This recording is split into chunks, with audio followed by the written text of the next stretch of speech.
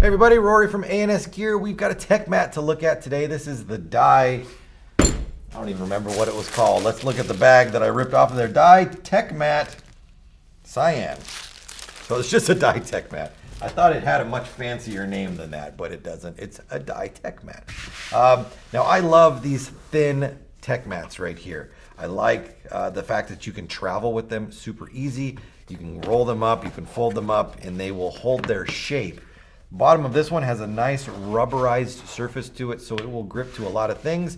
Up here, since we're on this this white tablecloth cover right here, it's still going to move around a little bit because the tablecloth is moving around. But when you have it just like on a table or something like that, it is going to stick perfectly. So I like that. I like the squishy nature of it because you always are dropping things when you're on your bench. When I'm at my bench downstairs,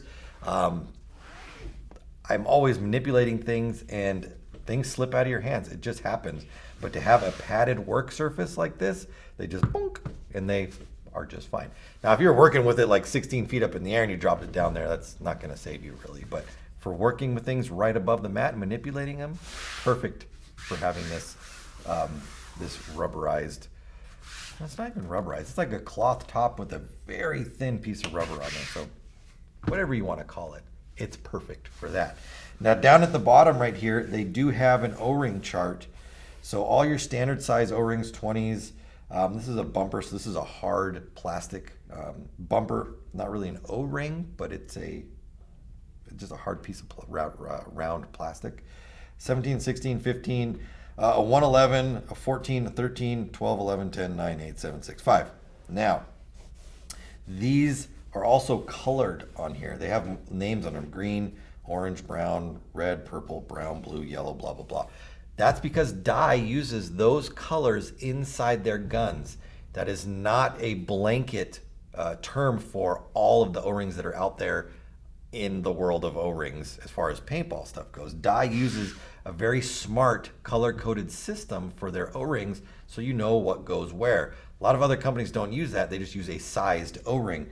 So they've added their color system in there and the sizing, which makes it really nice and simple for you to set the O-ring on here and understand what it is, but also know what color you might be looking for if you're using Dye branded O-rings. One note to that. There are O-rings out there that are colored.